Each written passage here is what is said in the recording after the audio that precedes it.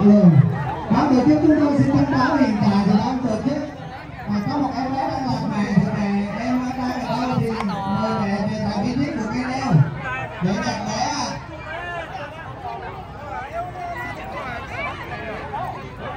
Bây giờ là thứ vừa mới từ bên ngoài rồi rồi chụp lại cha cha, chúng ta nãy nó chỉ có qua đây thì đi nó đủ cao hơn.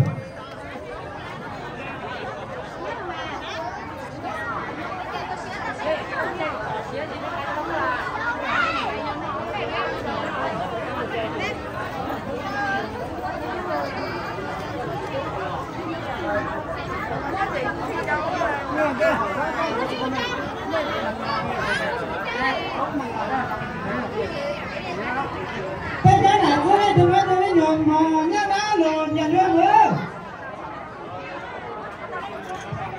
Xin mời đồng chí Trung của tổ truyền thông về tại vị trí của cây nêu ạ. Xin mời đồng chí Trung của tổ truyền thông về tại vị trí cây nêu ạ. Xin mời mấy bà con chúng ta lùi ra phía xa đi ạ, lùi ra phía xa nhé. Cảm ơn mọi người rất là nhiều. Ngày hôm nay Ủy ban nhân huyện Cà Rông Bông tổ chức chương trình Ngày hội văn hóa dân tộc Mông trên địa bàn xã Cư Bui. Rất là cảm ơn và rất là cảm động với sự hiện diện của đông đảo quý bà con. Tuy nhiên để cho chương trình thi giả bên nhà được diễn ra một cách tốt đẹp nhất,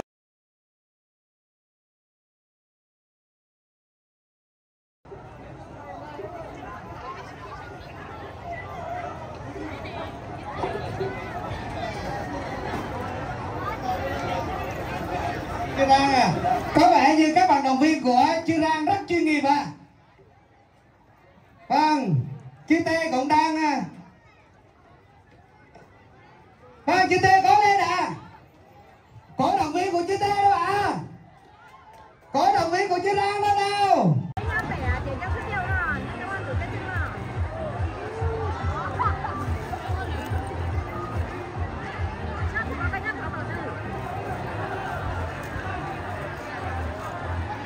Vâng, như vậy là sau vòng kết thúc lượt thi đấu của mình, trong điểm số là 1 ghi và Cư đã vượt qua Hoàng Công với tỷ số 3-0. Chúc mừng Cư Lê, vận động tay để chúc mừng.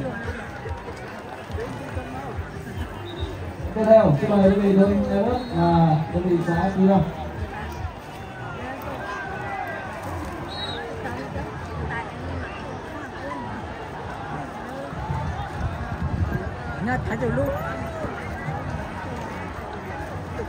Đội cùng của Nam Đông Anh.